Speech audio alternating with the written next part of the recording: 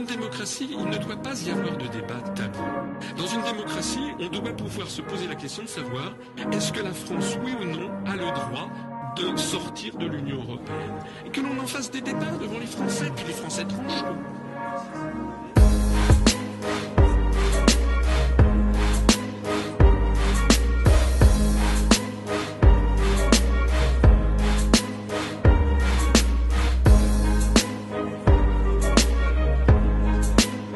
On va faire le tour, donc en tournant, il y a Michel de Mars, pardon, décidément. Michel de Mars, qui est français installé en Suisse depuis 10 ans pour des raisons fiscales. Et...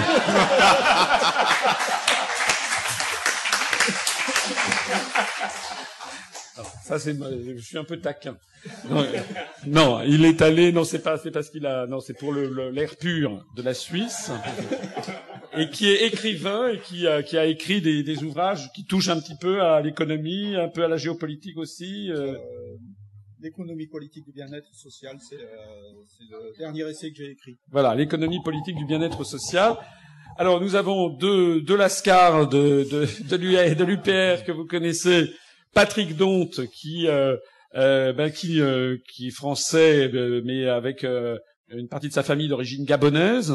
Vous étiez là quand j'ai fait la conférence hier où en fait, j'étais pas là à ce moment-là, mais on m'a prévenu que j'avais fait un truc spécial pour vous. Petite allusion, bah ouais, c'est dommage, c'est au moment où j'étais pas là. Ah oui, absolument. Bon, j'étais en train de boire encore.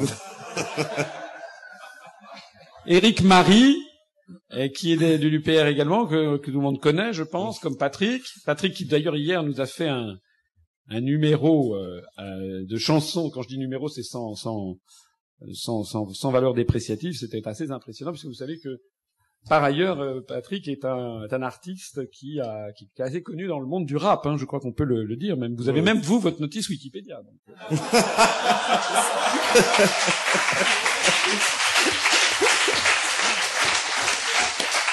Il t'a connaît.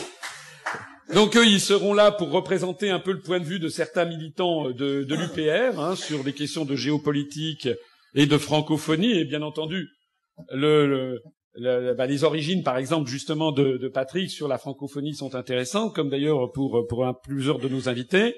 Ensuite, il y a Alain Benajam que vous connaissez, qui a déjà parlé hier dans la table ronde avec Robert Ménard, Slobodan Despot, et puis le collectif Pas en notre nom et Étienne Chouard, qui a parlé sur la question de la démocratie et médias, donc qui revient parler ici de géopolitique, ce qui est assez naturel, puisque après avoir été 25 ans membre du Parti communiste français, il est maintenant il a été depuis longtemps un proche de Thierry Meyssan du réseau Voltaire, donc il nous donnera évidemment une approche qui est un peu iconoclaste, enfin par rapport à la pensée dominante.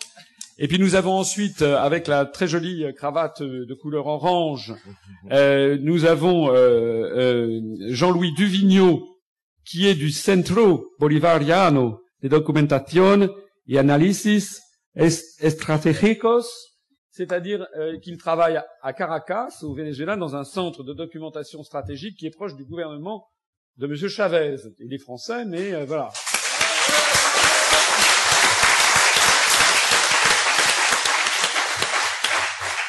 Vous voyez quand même qu'on a des invités venant de partout, et que cette université de l'UPR n'est quand même pas banale. C'est autre chose que celle de l'UMP. C'est vrai. Finalement, ils ont eu raison de me mettre dans un placard, en fait. De tous autres partis, puisque j'en ai fait pas mal, et rien ne ressemble à ça. Voilà, rien ne ressemble à ça. Voilà. Oui, vous étiez il y a quelques jours, je crois, à la fête de l'humanité, oui. Et je crois que c'était un peu tristounet, hein. Oh là là, oui, j'ai été au débat du PRCF sur l'euro. Là, c'était bien, ils étaient bien dans la ligne. Mais le petit stand du PRCF, c'était une goutte d'eau dans la mare du mélanchisme et où ils font l'euro. Il faut un peu réformer ça, réformer l'Europe. L'autre Europe, etc. Pendant qu'on vaticine sur l'autre Europe qui n'aura jamais lieu, puisque ce que peut dire Monsieur Mélenchon, comme disait, j'allais être très vulgaire, donc je vais pas le dire, mais non, j'allais citer Jacques Chirac, vous savez. Oui. Vous connaissez la formule célèbre de Jacques Chirac, ça m'en touche une sans faire bouger l'autre.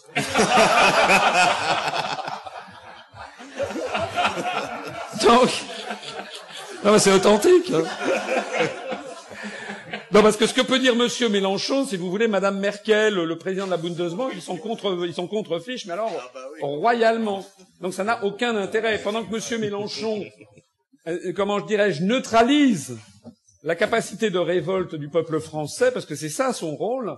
À gauche, de même que le Front National fait la même chose à droite avec des patriotes qui se sont égarés. Eh bien, pendant ce temps-là, nous perdons une usine par jour et 800 emplois industriels par jour en parlant sur la comète, sur des projets d'autres Europe qui n'auront jamais lieu, puisqu'il faudrait, c'est pas la fête de l'humanité que M. Mélenchon devrait aller parler, il devrait aller se présenter son projet à Berlin, hein, ou bien à Londres, ou bien à La Haye, ou bien à Helsinki, puis il se ferait jeter avec un coup de latte, et puis c'est terminé. Non, mais c'est ça la vérité, donc il faut être réaliste, il faut arrêter de se raconter des histoires. Puis le dernier, puis j'arrête de parler, le dernier membre de notre assemblée auguste, c'est Bruno Dreski, qui est un ami. Et alors, il a toujours un nom, je sais pas très très bien comment le prononcer, c'est D-R-W-E-S-K-I, Dreski. En la française, c'est un mot d'origine polonaise, hein, je crois. Et voilà, Bruno est un ami qui a mille choses, et qui est au collectif pas en notre nom, mais aussi, tu peux nous le dire peut-être. Aussi, Bastille République Nation dans l'équipe de la revue qui d'ailleurs voilà. en vente. Où il y a d'ailleurs un excellent article d'un auteur qui se trouve à cette table. Oui, parce que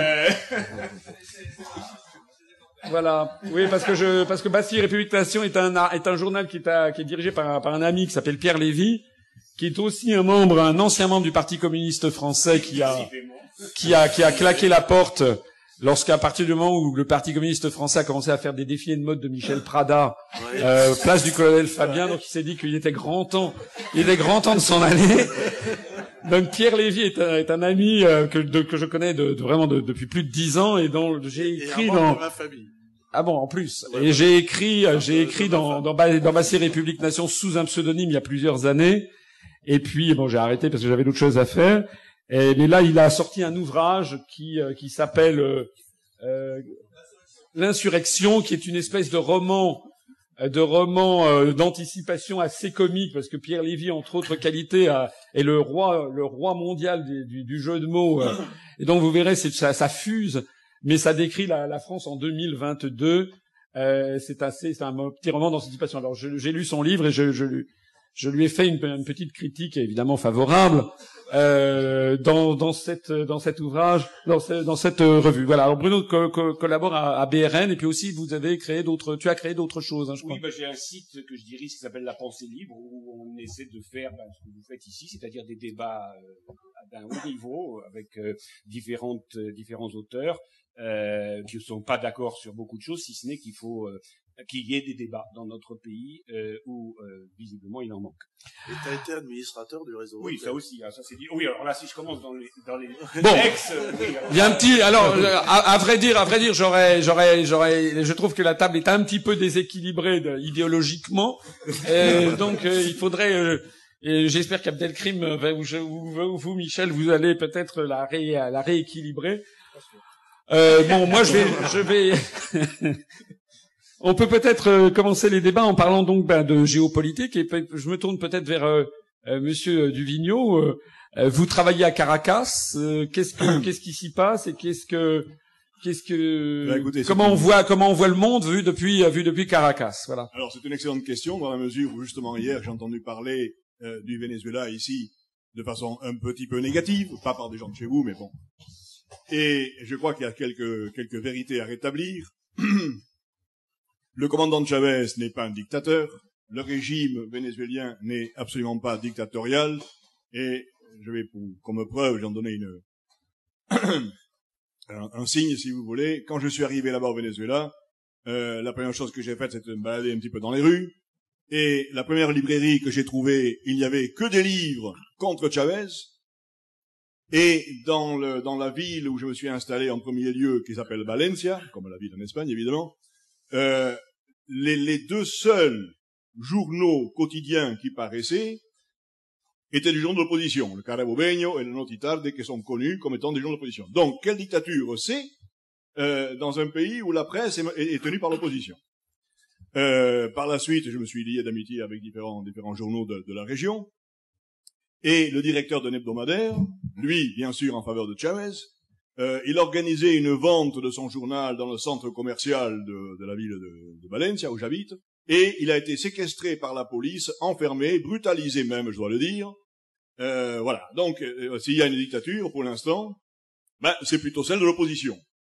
Alors, l'opposition, elle est dominée par un monsieur qui s'appelle Capriles,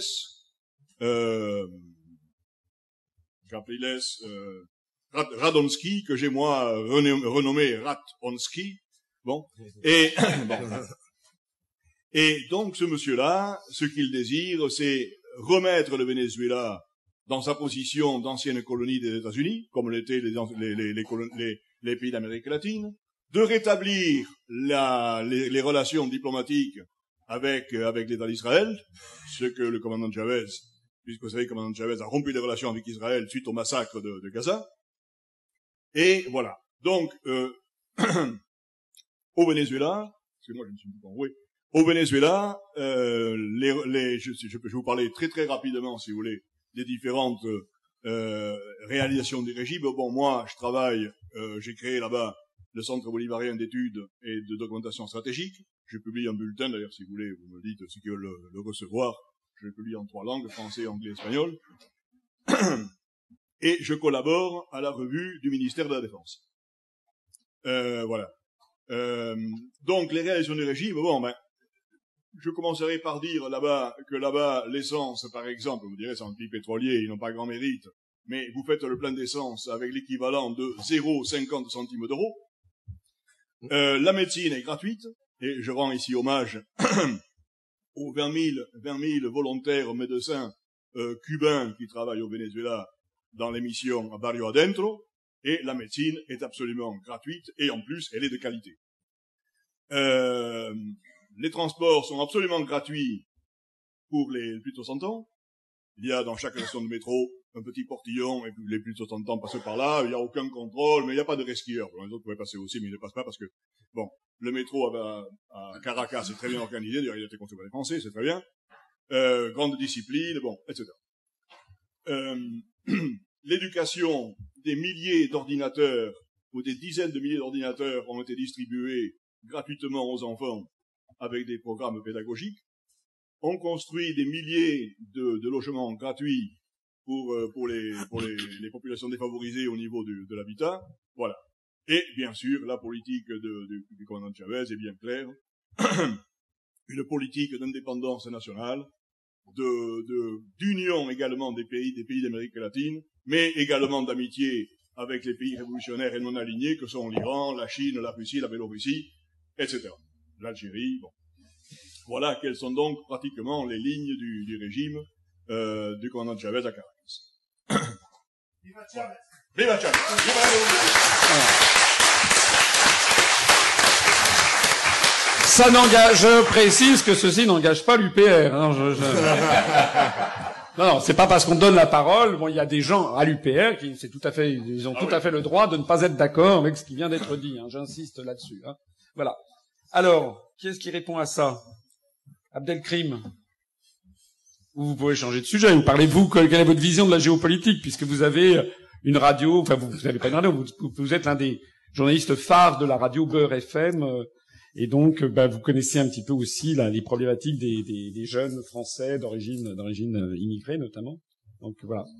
Pour faire le lien un petit peu avec la table ronde qu'il y a eu hier avec les médias, en fait, je me demande tout simplement, moi non pas que je ne vous crois pas, je suis plutôt, je vais pas dire pro Chavez, mais en tout cas, c'est un personnage que j'apprécie. Mais je me dis, comment on en arrive, là vous nous faites une description, comment on en arrive à ce que les médias nous disent à propos de Chavez, à savoir que c'est un dictateur, que c'est un, voilà. Il y a un décalage tellement énorme que forcément je suis obligé de me poser la question. Mais il aurait fallu revenir au débat d'hier, là. Oui, j'étais là justement. Oui. Qu'est-ce qu'un dictateur, pour commencer? Qu'est-ce qu'un dictateur? Bon, on nous dit aussi que Bachar el-Assad est un dictateur. On nous a dit aussi que Kadhafi est un dictateur. J'ai vécu en Libye, je n'ai pas vécu en Syrie malheureusement, mais j'ai vécu en Libye, tout à fait au début d'ailleurs du régime de Kadhafi. Et je dois dire que en Libye, je n'ai pas trouvé un seul pauvre. Je n'ai pas trouvé un seul pauvre. Une petite anecdote qui peut l'illustrer. Maintenant, il y en a, oui. Maintenant, il y a des massacres, mais autant de Kadhafi, il y avait rien de semblable. Une petite anecdote. Quand j'étais à Tripoli, c'était le mois du Ramadan, et comme vous le savez, le dernier jour du Ramadan, on fait des petites aumônes aux pauvres du quartier. On n'a pas réussi à trouver un pauvre. Alors, on a trouvé une bonne vieille à qui on a donné ce qu'on avait ramassé qu'on les collectait comme aumône, si vous voulez. Elle n'était pas plus pauvre que nous, mais bon, on a trouvé quelqu'un à qui, voilà. Mais, elle savait faire des affaires. Il n'y avait aucun pauvre, à Tripoli. Et en Libye, de façon générale. Voilà. Le moindre berger, il avait sa liasse de dinars. Enfin, c'était assez extraordinaire. Donc, alors, pour revenir à votre question, en effet, mais qu'est-ce qu'un dictateur? Voilà. Alors, quand hier j'ai entendu parler, de façon très négative, de Cuba, de Venezuela, de la Syrie, du régime de Kadhafi, d'autres régimes encore, je dis, qu'est-ce que ça s'appelle un dictateur? Parce que ici, en Europe, et en France en particulier, quelles sont les libertés d'expression? Est-ce qu'il y a, si on prend comme critère de la dictature ou de la démocratie la liberté d'expression, quelle est en France la liberté d'expression? Moi, j'en ai vu davantage à Caracas qu'ici. Ouais.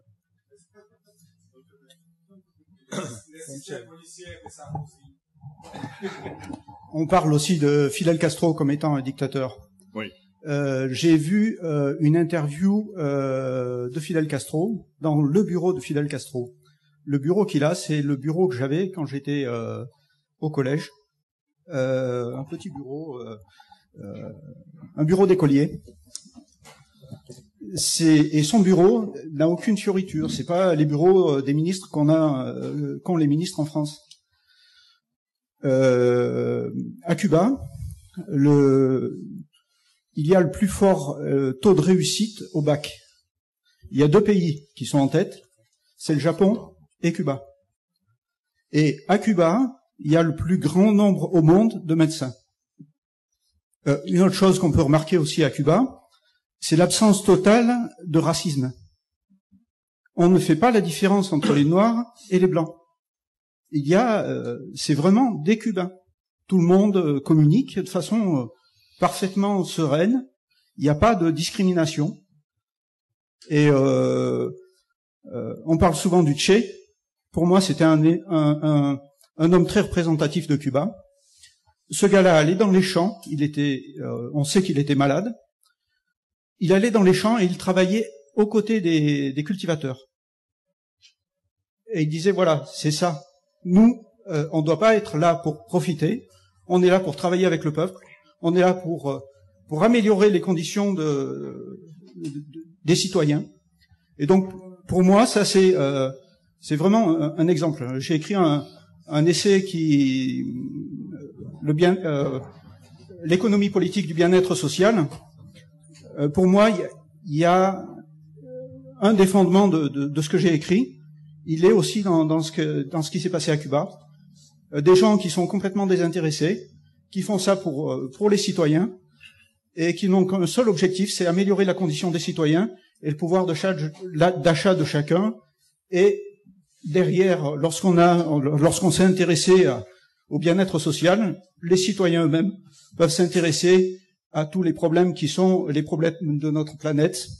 On a l'écologie, on a la destruction. Les forêts équatoriales sont détruites. Sumatra et Bornéo, on a rasé les forêts vierges pour planter des palmiers à huile sur les conseils du FMI et donc c'est des gens qui sont censés aider la planète à aller mieux, et en fait ils font exactement le contraire. Et tout ça sous couvert des démocraties occidentales qui sont en fait, effectivement, moi je pense que les démocraties occidentales sont des plutocraties. Donc c'est ce que disait Étienne Chouard. On n'a absolument aucune démocratie.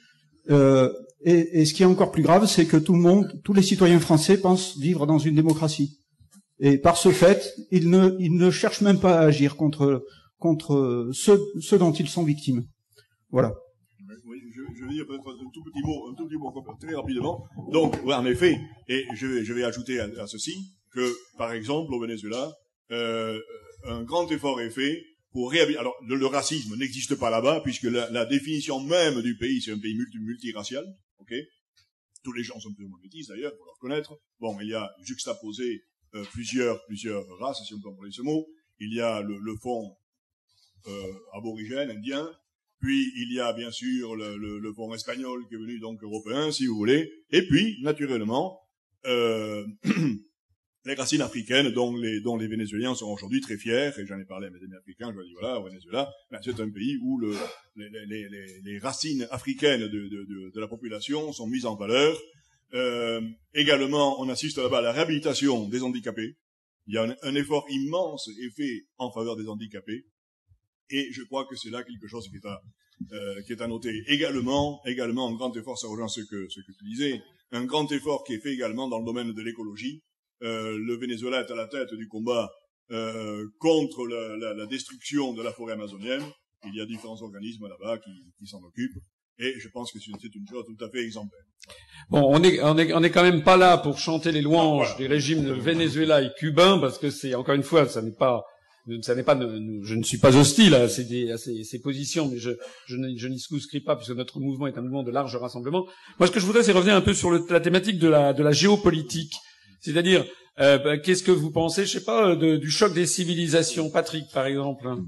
Justement, il y a beaucoup de choses à dire sur le choc des civilisations, dans la mesure où tout est fait pour entretenir ce choc, puisqu'on a placé, comme vous l'avez rappelé, le monde occidental face quasiment à tout le reste du monde, alors que la France, de tous ses liens naturels avec l'Afrique, elle devrait pas adopter cette position-là. Or, on sait que les États-Unis ont décidé, ça datait déjà de l'époque de George Bush, je crois que c'était vers 2002, il avait fait une déclaration dans laquelle il exprimait le souhait que les États-Unis approvisionnent, je crois que c'était un quart de leur pétrole venant d'Afrique. Enfin, ils devaient monter de 25% leurs approvisionnements. Et il s'en est suivi donc le projet Africom. Je pense qu'il y a certainement des gens qui en ont entendu parler. Qui consiste à l'installation donc de bases militaires pour envisager le contrôle total du continent. Et dans cette politique-là, évidemment, la France qui avait, c'est vrai, un rôle de gendarme un peu, on peut dire ça, pendant la guerre froide pour empêcher, on va dire, les avancées communistes en Afrique. Maintenant, c'est plus nécessaire, et on voit bien que les États-Unis, ils essayent j'ai envie presque de dire, damer le pion et prendre notre place. Contrer aussi l'offensive des Chinois, parce que la Chine, c'est une nation qui est devenue une alternative pour les Africains, puisque avant l'unique partenaire, c'était l'Europe, c'était l'ancienne puissance colonisatrice, que ce soit l'Angleterre à l'est ou la France pour les anciennes colonies francophones. Aujourd'hui, surtout dans les années 2000, il y avait un choix. On sait que les Chinois, ils ont organisé des conférences. Il y en avait même plusieurs par an, avec le président chinois, avec tous les gouvernements africains. Et la Chine, en plus, se posait comme une puissance qui n'est pas une puissance colonisatrice. Donc, ça offrait une véritable alternative aux Africains, avec, on va dire, des marchés qui étaient un peu plus équitables. Et on a bien vu que les États-Unis, eux, ont envie d'un peu de stopper tout ça, et en particulier, on voit bien le projet de contrôler l'approvisionnement des ressources, au cas où c'est le meilleur moyen de bloquer la Chine, quoi, pour la neutraliser. Et tous les événements qu'on a vécus, la Libye, la Côte d'Ivoire, ça a une relation avec ça. Ce qui se passe au Mali en ce moment, on sait qu'ils ont envoyé des forces spéciales Obama un peu partout sur le continent, en Ouganda, en Centrafrique. Et on voit bien que la France, puisqu'en plus on est devenus les suppléants, on va dire de l'oncle Sam, on est pris, on coupe nos liens historiques. Et je pense que on s'aperçoit pas qu'il y a une double conséquence, une conséquence dans la relation qu'on entretient avec ces pays-là, relation historique qui est complètement coupée, complètement détériorée, parce que de toute façon, on l'a assez répété, mais on va pas compter sur les médias traditionnels pour nous relayer l'état réel des relations avec l'Afrique, qui est détérioré à cause de l'affaire aussi de Côte d'Ivoire, parce que ça c'est quelque chose qu'on oublie de mentionner, mais la France, elle a fait une guerre illégale et une guerre secrète, parce qu'on l'a caché aux Français. Les Français, on leur a expliqué qu'il y avait vaguement un mandat de l'ONU qui nous autoriserait à intervenir, alors que dans les faits, bon, je veux pas rentrer très techniquement, mais c'est un émissaire de l'ONU qui a rendu un espèce d'arrêt, et c'est au nom de ce document-là qu'on a prétendu qu'on pouvait intervenir. Et on a quand même, bon, on peut parler, c'est un mot qui va peut-être choquer, mais c'est un kidnapping. On a kidnappé un président quand même. Hein, on est allé le chercher. Faut pas oublier qu'il y a quand même des chaînes françaises qui étaient présentes sur place, parce que France 24, moi je sais qu'ils couvraient l'événement. Mais pourtant, voilà, grâce à l'information alternative, on savait qu'il y avait des combats, qu'il y avait des gens qui étaient devant le palais présidentiel qui voulaient empêcher l'assaut, qui se sont même mis en travers de la route, et ça n'a jamais été relayé. Donc c'est une guerre atroce. Il y a eu Excuse-moi de te couper, Patrick, mais que c'est quand même 8000 personnes qui étaient devant le palais présidentiel et sur qui la force licorne a fait le tir au canard. Enfin, et bon, les hélicoptères aussi, il y a eu l'usage d'hélicoptères, de tanks. Et ça c'est grave quand même, parce qu'on donne les Français, la France donne des leçons actuellement, même aux Américains, y compris aux Américains, parce qu'on a ce que disait Slobodan Despot hier soir, en disant que on était quand même dans un monde fait d'hypocrisie. Là aujourd'hui, en tant que Français, on a des actions à mener par rapport à ça, je pense. C'est cette hypocrisie des médias, mais aussi de tous les citoyens français par rapport à ça. On n'est pas plus moraux que les forces de l'OTAN et que les Américains. Chaque fois qu'un appareil américain ou qu'un drone tire actuellement au Moyen-Orient ou partout sur la planète sur des populations civiles, il faut bien comprendre que nous, Français, nous sommes complices et collaborateurs de ces exactions. On ne dit rien, on ne fait rien. Et c'est vrai que bon, dans le cadre de mon engagement à l'UPR, je dois avoir un devoir de réserve, mais personnellement, je suis pour qu'on libère Gbagbo. Définitivement. Non, parce que effectivement, comme le dit Patrick, c'est un kidnapping. On a kidnappé un président d'un pays souverain. C'est grave. C'est très grave, parce qu'en plus, les conséquences, non seulement bon sur place, on voit bien que les liens avec, ils sont très détériorés. Hein. Pour exemple, je sais que vous avez parlé du Gabon. Moi, j'ai des nouvelles du Gabon. En à peu près un an, il y a eu une dizaine d'agressions de militaires français. Alors, il s'agit pas d'agressions sur leur base, mais plutôt lorsqu'ils étaient en ville, justement. C'est jamais arrivé en plus de 100 ans de colonisation. Donc, on pourrait quand même se poser des questions. Pourquoi les gens, tout d'un coup, ils sont prêts à basculer dans cette violence?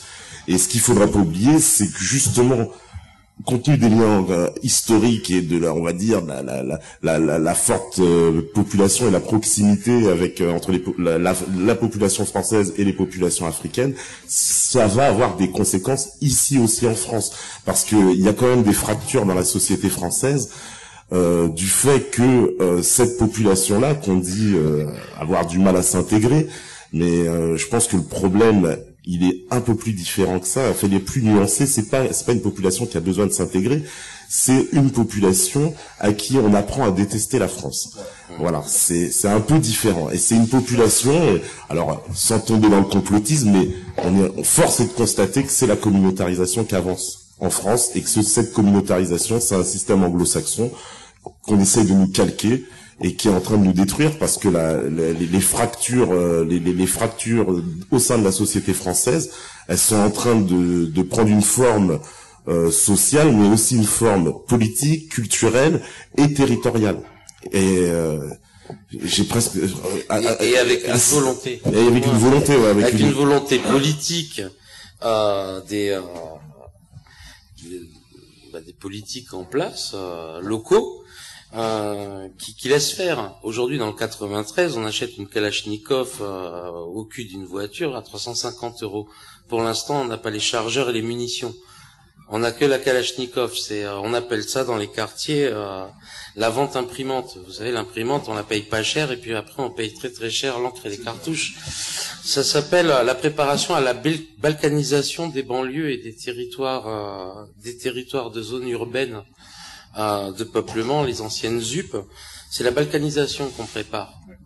À la Courneuve, il y a des salafistes qui, on en parlait hier avec Alain, parce qu'on vit tous les trois dans le 93, et donc hier soir on en parlait.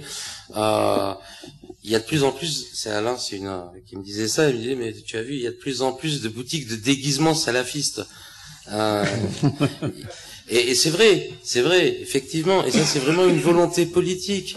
Il faut pas se leurrer, c'est les pouvoirs en place qui avec des éléments, alors je sais pas, et sans être complotiste, mais c'est une volonté politique que ça se passe, qu'on avance vers ça. Et là aussi, encore une fois, c'est nous, Français, qui devons nous poser la question, qu'est-ce qu'on fait contre ça? Est-ce qu'il faut stigmatiser les populations ou les épouvantails, ou est-ce qu'à un moment donné, on se retourne vers nos pouvoirs publics et vers nos représentants et on leur demande des comptes? Je voudrais juste intervenir un peu, c'est par rapport à la Côte d'Ivoire. Quelques précisions, peut-être. On a Laurent Gbagbo qui, lorsqu'il est arrivé au pouvoir, a dit les caisses sont vides, on a besoin d'argent, on a des emprunts à rembourser, comment on fait? Et il s'est rendu compte que les multinationales qui étaient en Côte d'Ivoire ne payaient pas d'impôts. Comment ça se fait? Depuis des décennies, les multinationales françaises en Côte d'Ivoire ne payaient pas d'impôts. Il a dit, les multinationales françaises vont payer des impôts. Sur ce, le gouvernement français a proposé à Laurent Gbagbo de lui octroyer une rémunération, enfin un pot de vin de quelques milliards de francs CFA. Laurent Gbagbo a répondu, moi j'ai déjà un salaire, si vous voulez faire quelque chose pour la Côte d'Ivoire, c'est pas à moi qu'il faut le faire, c'est à la Côte d'Ivoire, payez vos impôts et les Ivoiriens seront satisfaits. Il n'a pas dit que ça. Oui, il n'a pas dit que ça. Il a aussi, permettez-nous de sortir du franc CFA. Voilà, également. Et laissez-nous battre monnaie et devenir pays souverain. Bon. Alors, donc, le franc CFA, c'est la chose dont il ne faut pas parler, surtout en Afrique. Alors parlons-en. C'est vraiment très risqué. Donc, voilà, exactement. À la suite de ça, on a eu Alassane Ouattara, qui est une personne qui vivait à Neuilly, qui a été mariée par Sarkozy, qui a commencé à déclencher une guerre, une guerre intérieure en Côte d'Ivoire. Donc on peut se demander si cette guerre intérieure n'a pas été lancée justement de l'extérieur.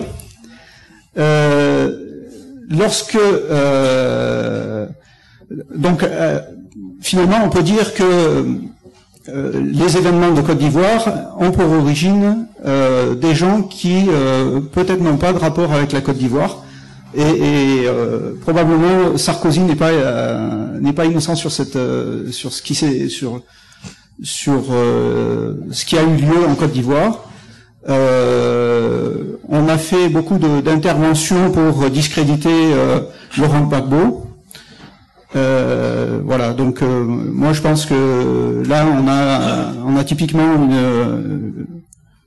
quelque chose qui est absolument pas démocratique. On avait la Côte d'Ivoire qui était démocratique avant que la France n'intervienne, et on a regardé les intérêts français avant de regarder les intérêts ivoiriens. Et là, on est complètement en dehors de la loi.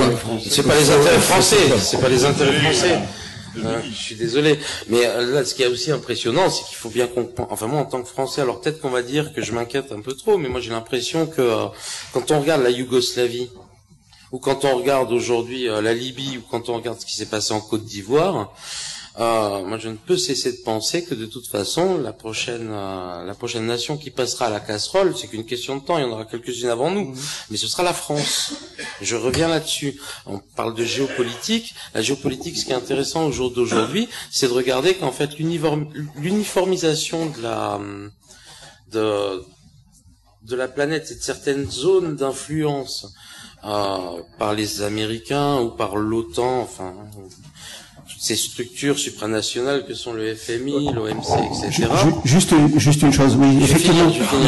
Juste, je veux revenir par rapport au fait que j'ai dit une bêtise tout à l'heure. Effectivement, c'est pas l'intérêt des Français, c'est l'intérêt des multinationales françaises. Pardon. Excusez-moi. Je suis désolé, c'est vraiment une très grave erreur de ma part. Ce qui est intéressant.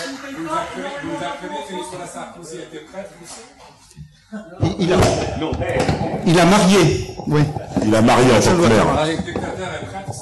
Non, marié. Non, marié en tant que maire. Il était maire. Non, mais ce qui est étrange, donc, je vais finir. Ce qui est étrange, donc, c'est quand même de se dire qu'on sera sûrement les prochains sur la liste. Oui. Peut-être pas les prochains, mais c'est vrai que je renvoie ici à ce que j'ai expliqué hier.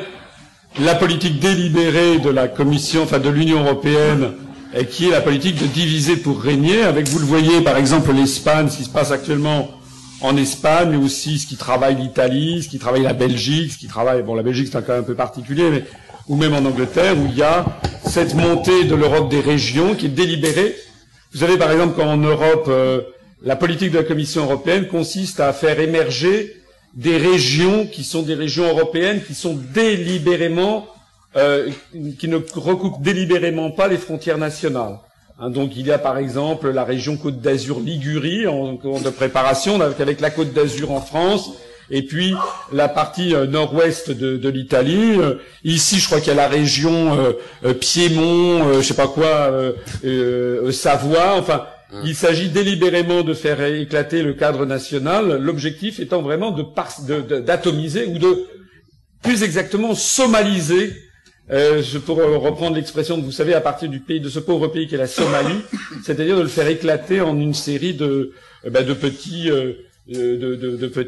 petits États ou dirigés par des chefs de bande, des chefs de tribus ou des régions ethniques. Donc ça, il y a effectivement, je crois, enfin c'est ce que dit Eric est malheureusement très très juste. Bruno, tu vas intervenir, mais Bruno n'est pas, je crois pas spécialiste particulièrement de l'Afrique, mais peut-être davantage de l'Europe centrale. Oui. J'aimerais avoir un peu ton point de vue sur la Russie, l'Europe centrale, la Pologne, les pays baltes, tout ça. Voilà, mais je pense que je vais partir de différents points qui ont été mentionnés, c'est-à-dire qu'en fait, je pense qu'aujourd'hui, en France, on vit dans une situation, dans un tropisme totalement réducteur, c'est-à-dire qui est fabriqué par les médias, et qui nous fait vivre dans un monde totalement irréel, mythique, virtuel, et justement totalement déconnecté de la géopolitique réelle, c'est-à-dire de la géographie et de l'histoire telle qu'elle est vécue. Et ça explique aussi les dérives médiatiques qui font qu'aujourd'hui, nous vivons dans un monde totalement virtuel, puisque, à la différence de ce qui s'est passé peut-être dans les 30 années qui ont suivi la Seconde Guerre mondiale, où il existait sans doute, on doit le dire, dans les pays occidentaux, globalement, une plus grande liberté médiatique que dans le reste du monde, globalement, sans rentrer trop dans les détails, nous sommes aujourd'hui, depuis une trentaine d'années, dans une situation totalement inverse. C'est-à-dire que nous vivons dans les pays occidentaux, dans les pays membres de l'OTAN, et en particulier en France, dans une espèce de dictature médiocratique qui nous fait voir un monde irréel, dans lequel nous sommes sommés de nous identifier avec des appartenances politiques, géographiques, géoculturelles qui sont irréelles par rapport aux appartenances réelles que dans le reste du monde, on découvre beaucoup mieux parce que c'est un fait. Je suis loin d'être, je sais pas, un défenseur de Poutine, loin de là, mais la liberté des médias en Russie est 10 fois plus grande qu'en France. C'est-à-dire qu'on a en Russie aujourd'hui un paysage médiatique, y compris télévisuel, qui va de l'extrême gauche à l'égard de ce qui pousserait, je sais pas, un Besancenot vers le centre gauche aujourd'hui en France, à l'extrême droite. Il y est déjà Le Pen, une centriste à peu près. Alors, et ça, c'est la situation réelle de la Russie et des médias russes. Nous retrouvons cela en Amérique latine, y compris dans des pays comme Cuba où des débats réels existent.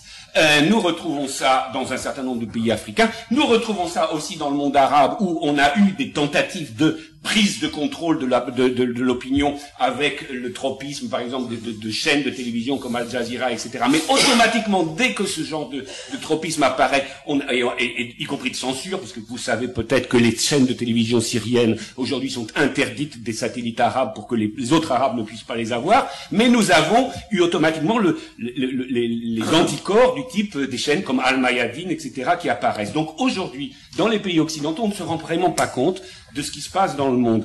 Et je vais expliquer, et je pense qu'on est dans une situation avec une auto-intoxication et une intoxication qui nous fait croire que nous sommes avant tout européens et atlantistes, alors que c'est pas vrai du tout. C'est-à-dire que nous avons trois réalités en France qui sont beaucoup plus importantes et beaucoup plus enracinées dans l'histoire que la réalité dite européenne et dite atlantique. Regardons la géographie et l'histoire. Le peuplement de la France vient d'où? Il vient de quelque chose qui s'appelle pas l'Europe, mais qui s'appelle l'Eurasie. Toutes les populations qui ont peuplé la France depuis la Gaule et avant la Gaule sont arrivées de ce qu'on appelle l'Eurasie, que ce soit les Indo-Européens, les Huns, les Hongrois, toutes ces populations qui ont traversé la France et qui ont, au fur et à mesure de l'histoire très ancienne, peuplé la France. Elles viennent d'Eurasie parce que l'Europe, ça n'existe pas.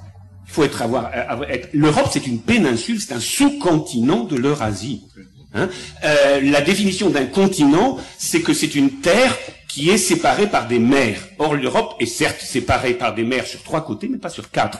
Donc, il y a une tradition de peuplement, il y a une réalité géographique qui fait que nous faisons partie de l'Eurasie. Ça, c'est un premier point qui est bien plus ancien que l'Atlantique. Deuxième point,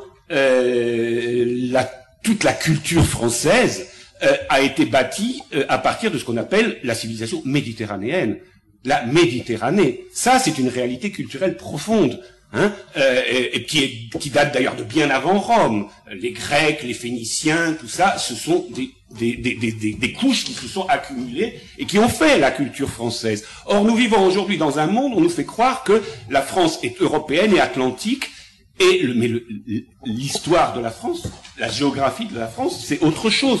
L'Atlantique est venu se rajouter très tardivement à cela. Alors effectivement, il y a une composante atlantique en France, mais d'ailleurs celle qui est atlantique dans la culture française est négligée. C'est-à-dire, si nous avons des partenaires atlantiques, les premiers partenaires atlantiques que nous avons, c'est le Québec, c'est Haïti, c'est les Antilles.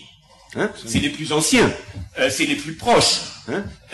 Avant les États-Unis et le monde anglo-saxon. Donc ça aussi, il faut l'avoir. Donc nous avons 3 dimensions qui sont fondamentales: l'Eurasie, la Méditerranée, la francophonie, auxquelles sont venus s'ajouter très récemment, après la Seconde Guerre mondiale, la dimension, comme on dit, euro-atlantique, c'est-à-dire anglo-saxonne, atlantique, dans un contexte très précis, qui est le contexte de la guerre froide, de la rivalité Est-Ouest, qui a duré en Europe de 1945 à la fin de l'Union soviétique, mais ça fait 30 ans que l'Union soviétique n'existe plus. Donc il faudrait tourner la page de cet épisode très court de l'histoire de l'humanité. Or, on ne veut pas nous faire tourner la page de la guerre froide. C'est quand même extraordinaire que l'Union soviétique n'existe plus. Depuis 20 ans. Voilà, et nous devons penser, oui, parce que ça a commencé, disons, une trentaine d'années, mais effectivement, l'Union soviétique formellement a cessé en 91. Donc depuis 20 ans, l'Union soviétique n'existe plus. Et on nous sommes de continuer à penser en termes euro-atlantiques. Mais pour quelle raison? Pour quelle raison? C'est ce qu'avait dit De Gaulle, que je cite, je crois que je lui en reparlais hier, au moment où je parlais de l'OTAN, vous vous rappelez, donc de ce débat avec entre De Gaulle et Perfit. Lorsque De Gaulle a décidé de sortir du commandement militaire intégré de l'OTAN, c'était une décision extraordinairement iconoclaste en 1965 d'annoncer ça, puisque à l'époque, on était en pleine guerre froide. C'était de la même façon que lorsque De Gaulle a reconnu la Chine populaire, la Chine de Mao, c'est à peu près comme si le président de la République française actuelle allait faire un voyage en Iran et se rencontrer avec Ahmadinejad. C'était un scandale. Ça avait été orchestré par les Américains et la presse anglo-saxonne comme un scandale mondial lorsque De Gaulle avait reconnu la Chine populaire.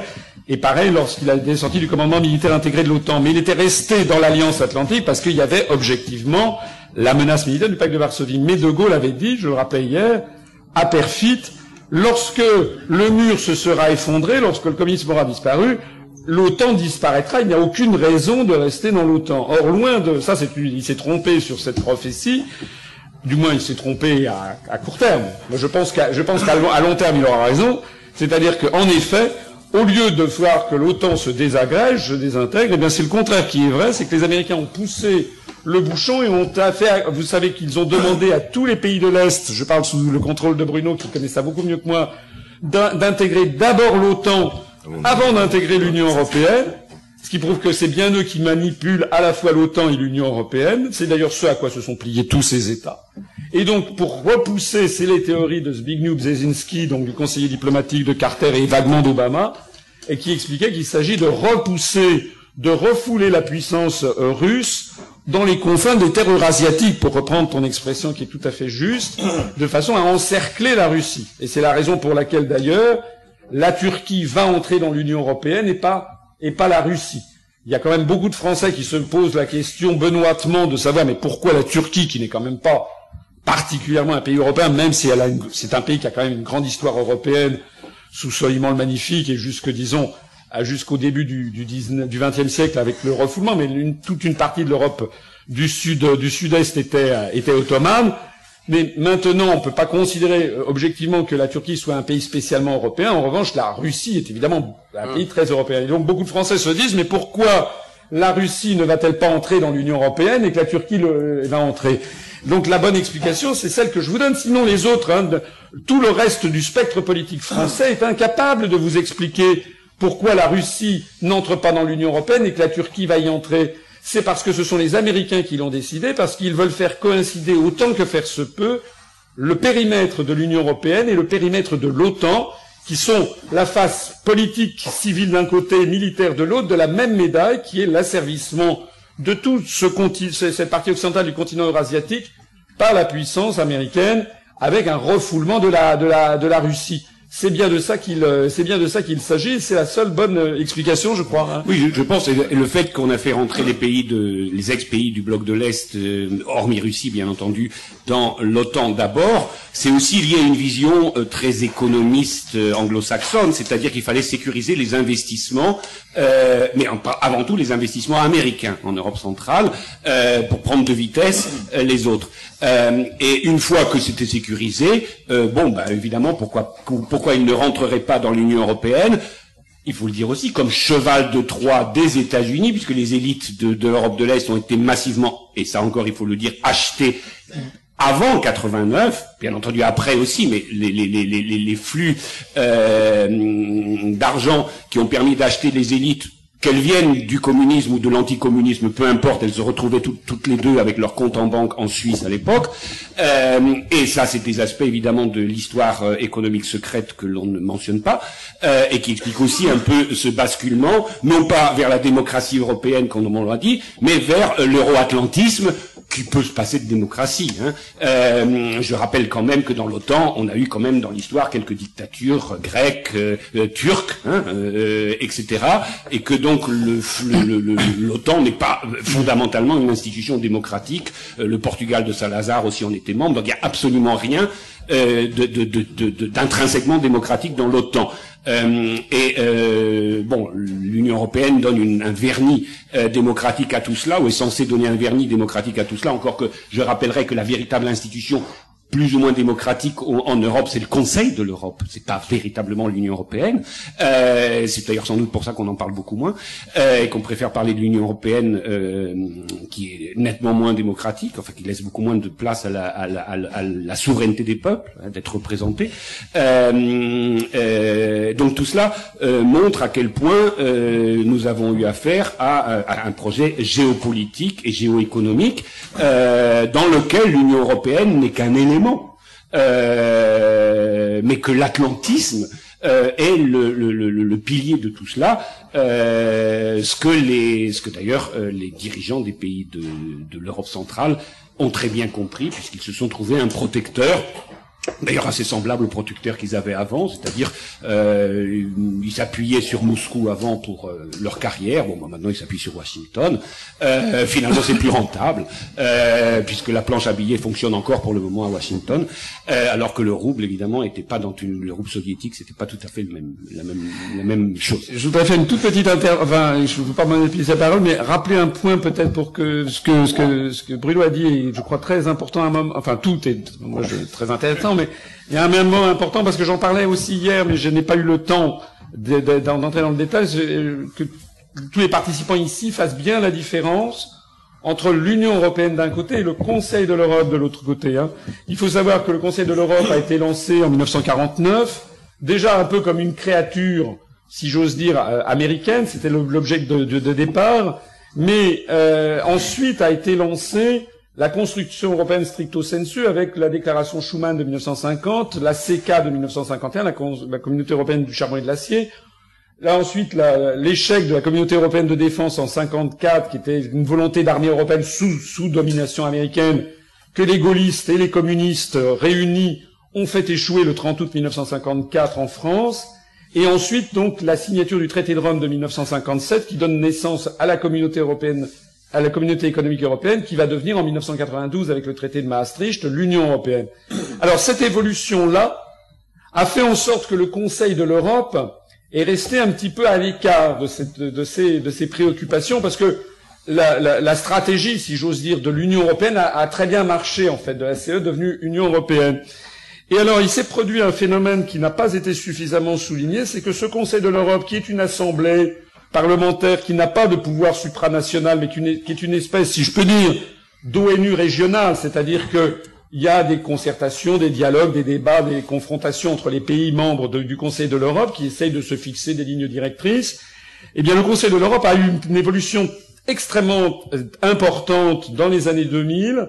C'est que il a été accepté que dans ce Conseil de l'Europe, entre des pays comme la Russie, l'Ukraine, il y a déjà au Conseil de l'Europe des pays européens qui ne sont pas dans l'Union européenne et qui ne veulent pas y être, comme par exemple la Suisse, l'Islande, la Norvège, de telle sorte qu'aujourd'hui, le Conseil de l'Europe, qui est à Strasbourg, réunit absolument tous les États du continent européen, à une seule exception près, qui est celui de la Biélorussie, qui est mis à l'écart parce que son régime est considéré comme un régime non démocratique, mais il y a tous les autres pays, y compris Andorre, y compris Monaco, et y compris la Russie et l'Ukraine, et la Suisse. Alors ça change tout, parce que on l'a vu, j'en parlais hier, je crois, au moment de l'affaire, par exemple, des prisons secrètes de la CIA, et c'est un avocat suisse qui s'appelle Dick Marty qui a soulevé ce lièvre, et comme il y a à l'intérieur du Conseil de l'Europe la Russie, ou éventuellement l'Ukraine, qui ont sauté sur l'occasion, puis ça a été relayé par des pays réellement neutres comme la Suisse ou la Norvège ou l'Islande, le Conseil de l'Europe s'est auto-saisi de cette question des prisons secrètes de la CIA, alors même que les institutions de l'Union européenne, que sont la Commission, le Parlement de Strasbourg, ou bien la Cour de justice ou la Banque centrale européenne, elles, évidemment, n'en ont pas parlé. Et il est tout à fait frappant de voir à quel point, en France, ces informations ont été cachées. Il y a eu, Dick Marty a fait une autre intervention extraordinaire quelque temps après, lorsqu'il a sorti un autre lièvre, qui est le fait que le Premier ministre du Kosovo, dit indépendant, M. Hasim Tachi, vous savez que le Kosovo est une partie de la Serbie, qui est devenue indépendante, qui est en fait une des plus grandes bases américaines maintenant en dehors des États-Unis et de Guantanamo. Je crois que c'est pratiquement la plus grande base américaine en dehors de Guantanamo à l'étranger. Le Kosovo, donc, a une direction, et le Premier ministre, M. Hasim Tachi, a été convaincu convaincu au sens juridique du terme, c'est-à-dire l'avocat Dick Marty, preuves à l'appui au Conseil de l'Europe, a montré que ce type qui est complètement soutenu par les Américains, eh bien, en fait, s'était livré à du trafic d'organes. Enfin, c'était une histoire épouvantable sur des prisonniers serbes à qui on enlevait le foie ou la rate pour aller les vendre en Turquie, etc. Alors, ceci a été, là aussi, a été interdit de médiatisation, mais c'est la raison pour laquelle vous vous rappelez peut-être que je disais hier que sortir de l'Union européenne ne veut pas dire sortir du Conseil de l'Europe, et que, je le disais hier, qu'est-ce que ceux qui nous disent, mais vous voulez isoler la France, en quoi le Conseil de l'Europe ne leur suffit-il pas? Alors souvent, c'est tout simplement parce qu'ils ignorent même l'existence de cette instance qui pourtant, je suis pas un adorateur du Conseil de l'Europe, mais c'est simplement pour montrer qu'on peut avoir des instances de concertation qui ne soient pas nécessairement sous l'influence des États-Unis d'Amérique. Vous savez, au passage au Kosovo, ce dernier scandale vient de sortir avec Madame Madeleine Albright, qui est à la tête d'un fonds d'investissement et à laquelle on va vendre les télécoms du Kosovo. Enfin bon, c'est incroyable. C'est vraiment se servir. Elle était secrétaire d'État, donc participer à une guerre d'agression, et puis après ça, une fois que le pays est démantelé, on se sert directement. Voilà. Alain. Oui. Alors, moi, j'ai pas le leçon de géopolitique à donner à l'UPR, parce que j'ai eu l'immense bonne surprise de voir que la plupart des membres de l'UPR étaient des lecteurs assidus de voltairenet.org, et toutes les discussions que j'ai pu avoir ici au niveau de la géopolitique, je m'aperçois que les gens sont vraiment au fait absolu des réalités. Le réseau Voltaire a été la première organisation d'information dissidente, et j'ai comme l'impression qu'il y a des liens qui se sont créés et que des gens ont adhéré à l'UPR après avoir été des lecteurs assidus de Thierry Messant. Pas tous, mais un certain nombre. Bon, donc j'ai pas de leçon. C'est une position qui n'est pas avalisée par l'UPR. Mais c'est vrai qu'il y a parmi nos adhérents, il y a des gens venus de tous les horizons, il y a effectivement des gens qui vont sur le réseau Voltaire. Donc je ne parlerai pas de ça, je voudrais parler de la nation. Dans Réseau Voltaire, il y a Voltaire, et Voltaire nous ramène aux Lumières, et nous ramène à la conception française de la nation, qui n'est pas la conception anglo-saxonne, et qui aussi nous introduit dans le nouveau rapport des forces à l'échelle mondiale entre deux nouveaux blocs qui il y a auparavant, d'ailleurs François en a parlé, il y avait le bloc socialiste et le bloc capitaliste, et ces blocs étaient dans un rapport de force militaire, mais aussi un rapport de force idéologique, dans lequel il y avait, dans les pays occidentaux, les partis communistes qui défendaient l'option socialiste, et il y avait des partis qui étaient financés par la CIA, par les Américains, qui défendaient la conception capitaliste. Donc pendant longtemps, on a vécu sur ce fameux rapport de force. Ce rapport de force masquait autre chose qui maintenant émerge, qui est ce nouveau rapport de force entre ce que j'appelle la liberté des nations et l'impérialisme, qui en fait a toujours existé et que maintenant nous voyons émerger. Dans le temps, je me souviens, moi dans l'idéologie, la phraséologie communiste que t'as bien assimilé, on parlait que dans le camp socialiste, il y avait les mouvements de libération nationaux qui faisaient partie du rapport de force. Il y avait les partis communistes et les mouvements de libération nationaux. Et on s'aperçoit aussi que du côté du camp socialiste, il y avait par exemple les Hongrois qui voulaient se libérer nationalement, et il y avait les Vietnamiens, les Algériens qui voulaient se libérer nationalement. Les Vietnamiens ont choisi le communisme entre guillemets, en fait ils en avaient rien à fiche, c'était pour se libérer, et les Algériens ont choisi autre chose, mais en fait il n'y avait aucune différence entre eux, ils voulaient se libérer tout simplement de l'impérialisme.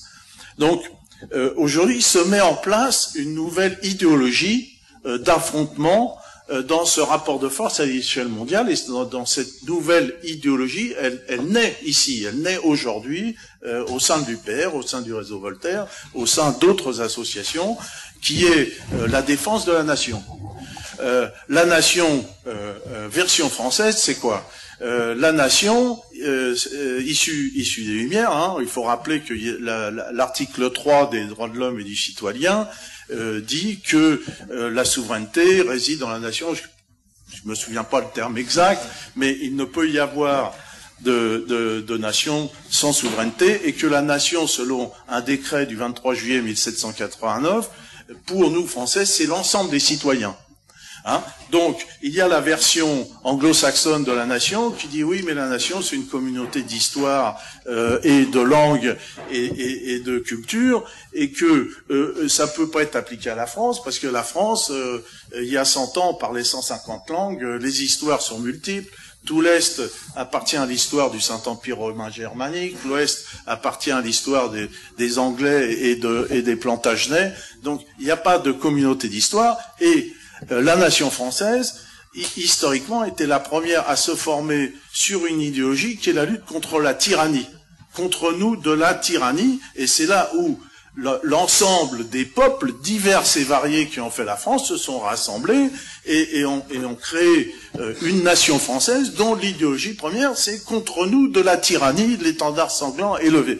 Et donc, on voit aujourd'hui, cette affaire de nation, elle a été mise sous boisseau parce que à un moment donné, c'était le drapeau rouge contre le drapeau américain du capitalisme ou le drapeau anglais du free trade, mais donc aujourd'hui émerge cette nécessité de mettre en avant la nation. Qu'est-ce qu'on fait?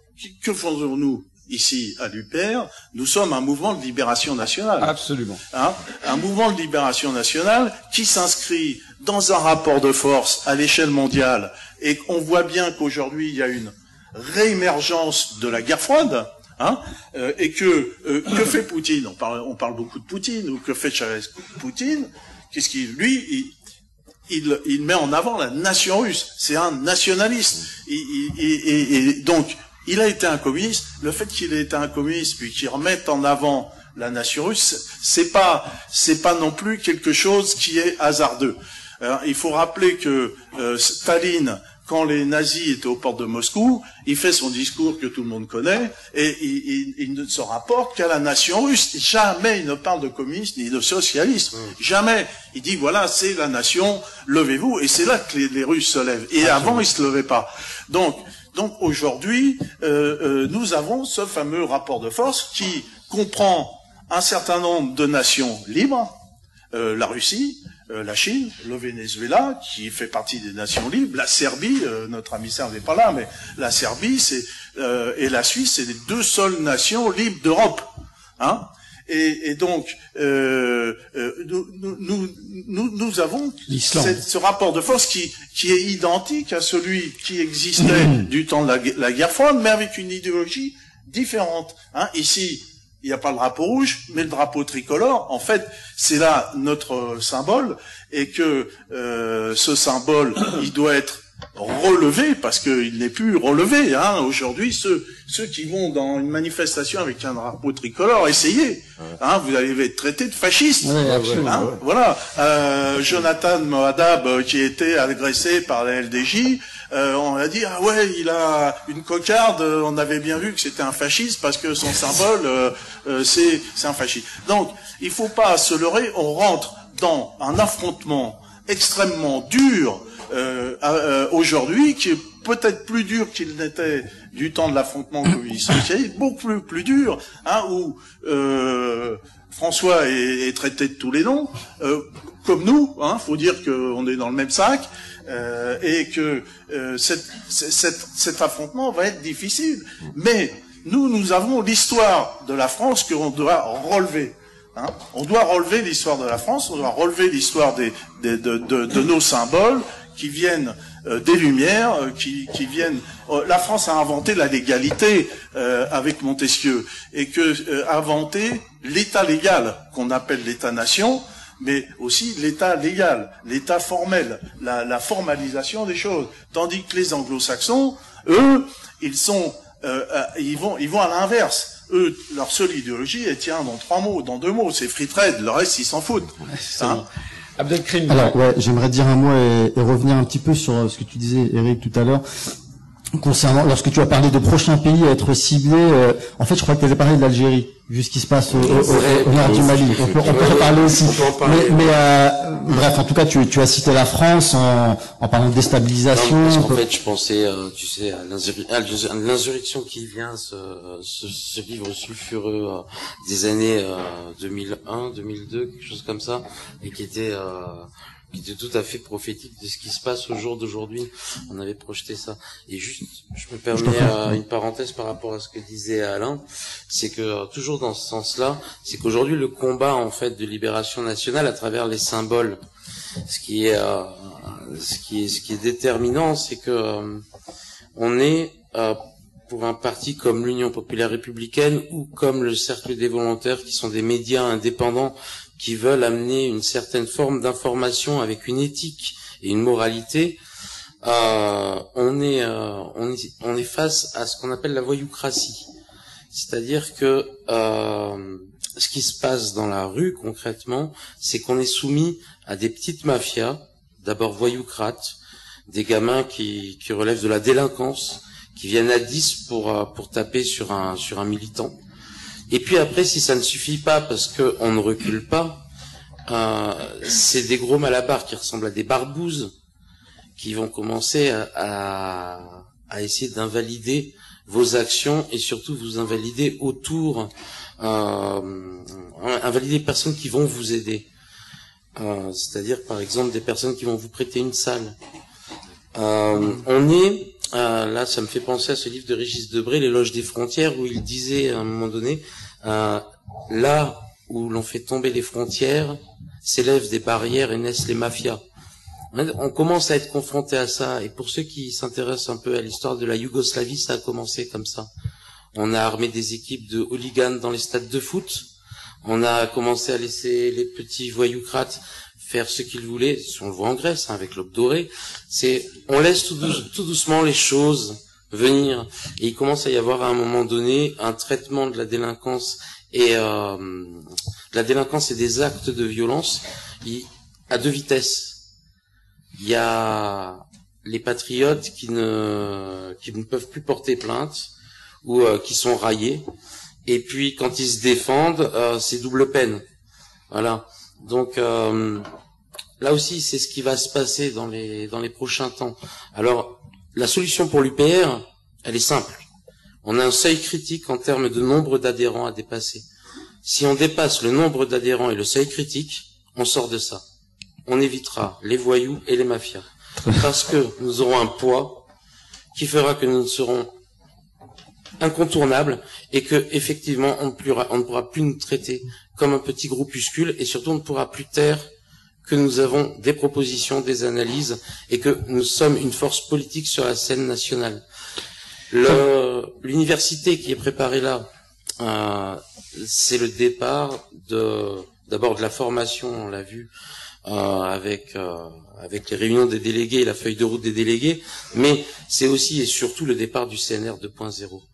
François Asselineau, par cette université, en invitant les gens et en ayant des gens comme Alain Benajam et d'autres qui ont commencé à répondre à cet appel,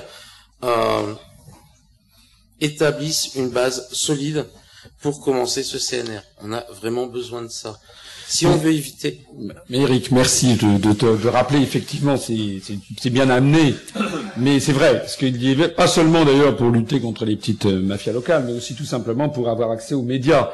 Nous avons 1740 à peu près adhérents, c'est bien évident que si on en avait 17 400, c'est-à-dire 10 fois plus, d'abord on aurait beaucoup plus d'argent. Et on n'en a pas parlé, mais c'est un peu en dehors de la table ronde.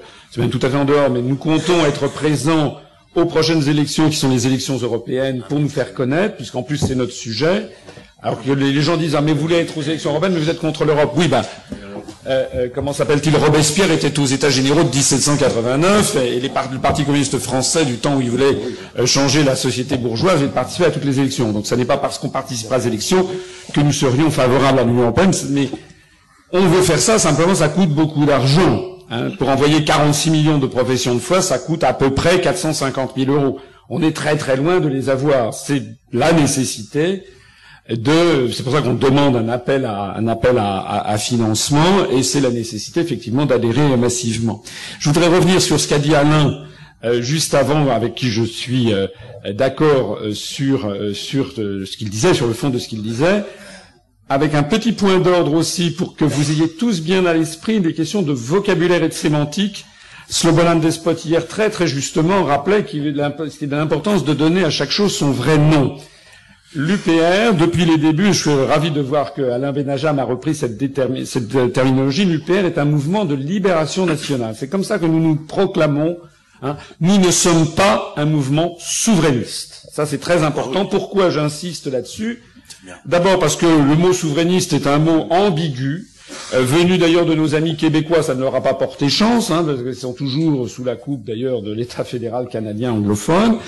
Et deuxièmement, en langue française, dans la langue française, le mot isme ou iste est en général, pas systématiquement, mais en général dépréciatif. un isme, quand on parle, ça fait partie d'une coterie, le sarkozysme, le hollandisme, le mitterrandisme, etc. Ça fait partie au moins d'une coterie ou alors d'une idéologie contestable et relative. Donc, le fait de dire souverainiste, ça laisse entendre que ce serait une idée parmi d'autres. Or, c'est contraire au droit international, c'est contraire à toute la pensée française. La souveraineté nationale, la souveraineté d'un peuple est un droit inaliénable, ça n'est pas contestable. C'est comme la liberté. Donc, pour nous, le terme même de souverainiste est aussi scandaleux qu'un parti qui se dirait libertiste, parce qu'il serait pour la liberté, ce qui laisserait entendre qu'on aurait le droit de ne pas être pour la liberté. Hein, voilà. Mais vous savez très bien que tous ces mots, par exemple, le piétisme, c'est une version négative de la piété. Voilà. Donc c'est pour ça également d'un point de vue sémantique, nous refusons ce terme. Puis alors, dernière raison, c'est que le souverainisme en France qualifie des mouvements de droite ou de très à droite ou d'extrême droite, et qui sont, à part le fait d'être à droite, très à droite ou d'extrême droite, ce qui n'est pas notre cas, puisque nous nous situons ni à droite ni à gauche, vous l'avez compris, on a des gens venus de tous les horizons. Donc ces mouvements-là, non seulement sont situés à droite, très à droite ou à extrême droite, mais en plus de ça, comme disait De Gaulle, ne savent pas ce qu'ils veulent et ne veulent pas ce qu'ils savent. C'est-à-dire qu'ils ne proposent jamais de sortir de l'Union européenne et de l'euro, et en réalité, jamais vous n'entendrez Madame Le Pen, Monsieur Dupont-Aignan ou à peine Monsieur Mélenchon rappeler les éléments essentiels que je rappelle constamment, c'est que la construction européenne est une construction américaine. C'est de ça qu'il s'agit. Je rappelle autrefois une anecdote assez extraordinaire.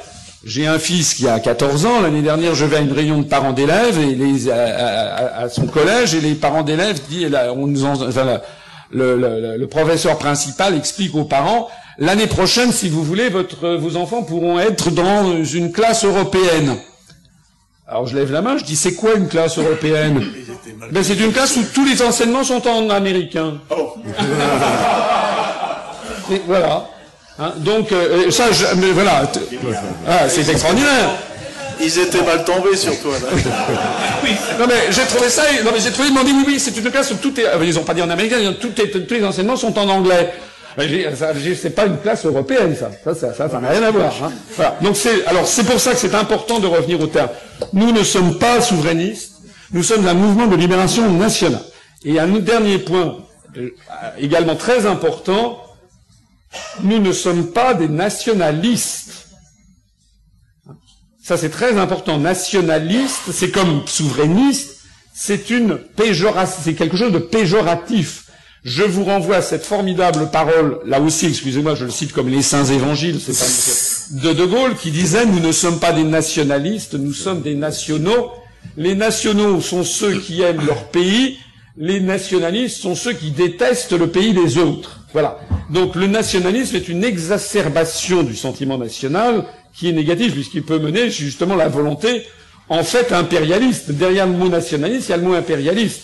Si vous regardez, moi j'estime par exemple que les dirigeants américains actuels, qui désormais, ce qui n'était pas le cas dans les années 60, mais désormais ils ont tous le badge du drapeau américain, tous. Ils sont tous là à mettre la main sur le cœur. Vous savez qu'aux États-Unis, on dresse le drapeau américain dans les arrière-fonds des fermes de l'Oklahoma. Vous savez que dans toutes les écoles américaines, il y a le Pledge of Allegiance, c'est-à-dire le serment d'allégeance que tous les enfants doivent réciter quasi quotidiennement, je crois, en disant que les États-Unis sont placés sous la protection de Dieu. Enfin, c'est des choses inouïes pour nous, hein, que nous ne connaissons pas. Et le résultat de ça, c'est la volonté de vouloir dominer l'univers. Voilà. La France a connu des périodes nationalistes, hein, comme Napoléon Ier, Napoléon III, et des moments où la France est devenue une puissance impérialiste. Ça ne nous a jamais servi. En tout cas, vous connaissez ma conférence sur l'histoire de France. Les grands moments de l'histoire de France, ça n'est pas Napoléon Ier, c'est un très grand chef militaire, ça c'est une chose entendue, mais il y a Bonaparte, c'était bien, et puis Napoléon Ier, c'est un dérapage en fait, hein, la volonté impérialiste. Donc nous ne sommes pas, ne vous laissez pas embobiner, je pense à certains penseurs dont vous avez peut-être le nom à l'esprit, qui vous disent que c'est le national. Non, nous ne sommes pas des nationalistes, c'est important, nous sommes des nationaux, et nous sommes surtout un mouvement de libération nationale. Alors, François, si tu veux bien, je vais revenir à ce que je voulais dire tout à l'heure concernant la déstabilisation de la France, ou on peut l'appeler, vous avez parlé tout à l'heure, François, de somalisation, on parle de balkanisation, libanisation, c'est le journaliste Richard Labévière qui avait parlé de ça à propos de la Syrie récemment. Moi, je suis pas forcément d'accord avec un petit peu la description que tu as fait tout à l'heure. Je la trouve un petit peu pessimiste, un petit peu, on va dire, catastrophiste, même si je sais qu'il y a des éléments de réalité concernant les armes, concernant les mouvements salafistes, etc. En même temps, moi, j'ai des auditeurs à niveau de Beurre FM qui sont, par exemple, des Français d'origine maghrébine qui ont émigré en Allemagne, au Canada, etc. Et je corresponds avec eux via Facebook. Et eux, c'est complètement hallucinant. Tous les jours, ils m'envoient des messages pour me dire alors, c'est la guerre civile ou pas encore. Ils sont persuadés qu'il va y avoir une guerre civile en France qui va péter comme ça. Et ils reviennent à chaque fois, ils me disent qu'est-ce qui se passe, ils voient à la télé, etc. Guerre civile, bon, je suis pas forcément heureux de partager ça avec un autre journaliste, mais c'était Éric Zemmour qui avait parlé il était persuadé qu'il y a une guerre civile pour d'autres raisons pour lui, qui allait éclater en France. Quand je vois en même temps, je sais qu'on avait souvent décrit en parlant de isme, du sarkozysme, une des particularités du sarkozysme, c'était de diviser les Français entre eux, bon, notamment les Français de confession musulmane, etc. Lorsque je vois ce qui s'est passé récemment, je sais pas si vous êtes au courant hier, mais bon, ils étaient persuadés apparemment qu'il allait avoir, on aurait dit qu'il allait avoir une invasion militaire, que Paris allait être envahi par les chars russes. Bon, c'était ces manifestations qui auraient dû avoir lieu concernant Charlie Hebdo. Il y a rien eu du tout. Il y a vraiment rien du tout. Peanuts, que dalle. Et il y avait des touristes étrangères arabes qui avaient le voile et qui ont été interdits de se balader sur l'esplanade du Trocadéro. Et c'est véridique, hein, vraiment. Ils ont été évacués par la police, etc. Donc, je me dis aujourd'hui, je pensais qu'en effet, cette capacité de diviser les Français entre eux, notamment, encore une fois, je reviens, les Français de confession musulmane, était une particularité du sarkozysme. Aujourd'hui, je me dis que soit les socialistes s'y mettent aussi, soit c'est quelque chose qu'on ne contrôle pas et qui je sais pas du tout, je veux pas pareil verser dans le complotisme, etc. Mais il y a quelque chose qui se passe. Moi, je fais partie, même si je parle pas à titre de musulman, je suis français, je suis journaliste, etc.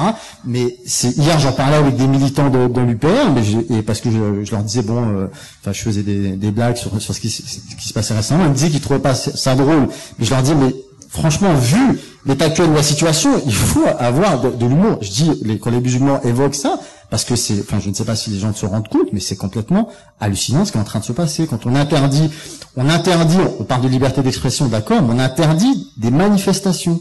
On interdit à des Français de manifester. Parce qu'ils étaient mécontents, c'est leur droit, voilà, ils étaient mécontents. On a interdit à des Français de manifester, on a interdit à des Français hier d'être sur la place, sur l'esplanade du Trocadéro. Donc voilà, bon, on n'est pas, même si au début, à la base, je partage pas du tout ce truc. Et que monsieur est passé des ouvriers d'une usine à qui on envoie des CRS, est-ce que vous croyez qu'on leur reste aussi le droit de manifester? Vous prêchez un convaincu, monsieur, là. C'est pas incompatible, les deux ne sont pas incompatibles.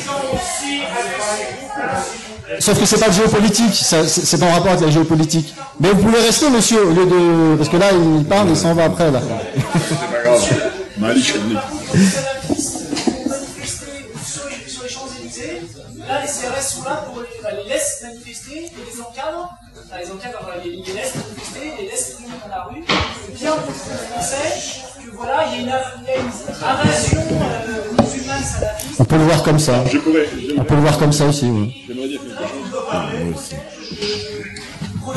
L'islamisation rampante, et c'est exactement ce qui s'est passé pendant la Seconde Guerre mondiale, avec le communisme, il y avait quelque chose qui s'appelait la LVF,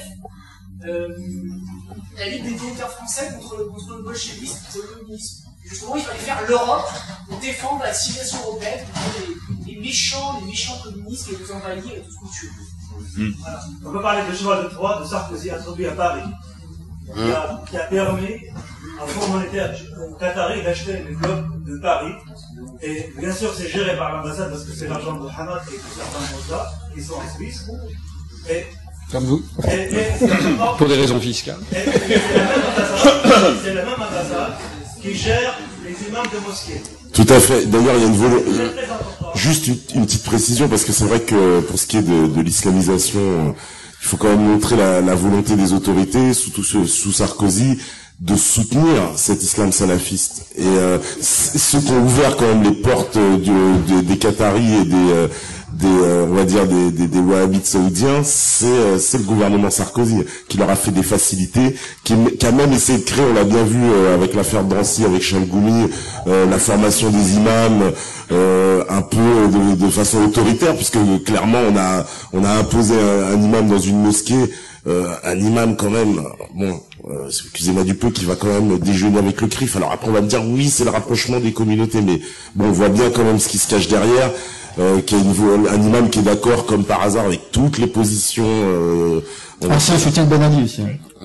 Parfaitement, oui. En plus, c'est un ancien soutien de Ben Ali et on nous le présente comme le plus grand démocrate musulman. C'est une partie du truc. Le témoignage réel des imams qui vont dire que si jamais il ne prend pas le discours de vendredi de l'ambassade d'Arabie Saoudite ici à Paris, il lui envoie des bandes oui, des bandes de sbires. Pour lui faire des problèmes et le jeter en dehors de la mosquée pour donner la mosquée à un imam de le former par les frères musulmans à Châtillon. Et ça, en plus, c'est qu'un aspect, en fait, de ce qui se passe dans les banlieues.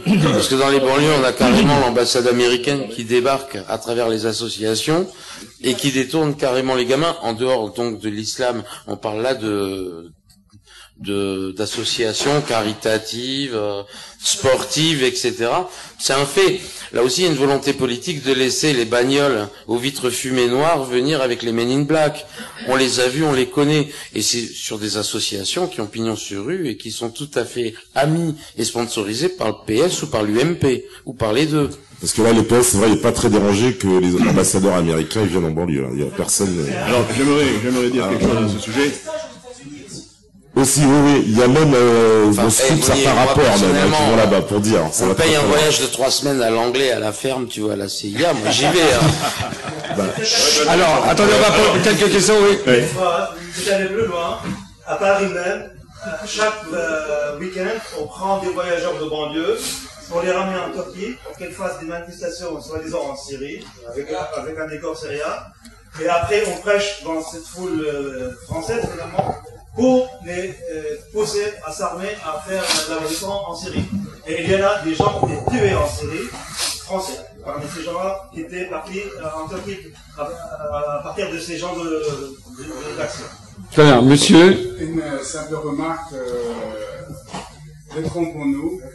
C'est pour une fois, le gouvernement français a bien fait d'empêcher ces manifestations, parce que même gens peuvent confirmer, ces manifestants sont voulus par les Américains. S'ils ont sorti ces films-là, ils voulaient que les peuples, même d'origine islamique ou autre, se manifester et provoquer des désordres. C'était leur volonté. Et le fait de l'empêcher, je pense, c'était une bonne chose. Non pas contre les manifestants, mais contre les manifestations. Non, je posais... Une fois, je trompe-nous. Il faut pas... Non, je dis pas... Non, vous vous trompez, excusez-moi. J'ai pas dit qu'il fallait manifester. Alors, laissez-moi vous répondre. Je suis pas en train de vous dire qu'il fallait manifester, pas du tout. Moi, pour moi, très sincèrement, allez, je vais parler à titre personnel. Franchement, faut passer au-dessus de ça. Caricature, c'est la liberté, même le film. Ils font ce qu'ils veulent. Moi, franchement, si vous saviez à quel point je m'en tape, excusez-moi du terme, mais vraiment, ils font vraiment ce qu'ils veulent, etc. Moi, je vous dis pas qu'il fallait manifester, je vous dis juste qu'on a empêché un droit fondamental et encore une fois, on l'a empêché à des Français de confession musulmane. Et voilà, il y a quand même une fixette, si vous voulez, sur les musulmans. Vous êtes à une radio qui est destinée à ces gens-là. Vous avez compris ce que je voulais dire? Pas forcément.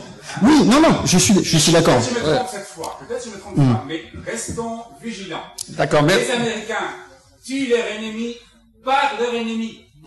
C'est connu, c'est pas à moi de le dire. Non, c'est clair qu'il y aurait pu y avoir une manifestation où il y aurait pu avoir des débordements, manipulés ou non, c'est pas, on peut pas contrôler, hein. Il peut y avoir 10, 20 personnes, et comme le disait tout à l'heure le jeune homme tout à l'heure, évidemment, on retiendra que de cette manifestation. Merci. Attendez, merci. Monsieur là-bas au fond.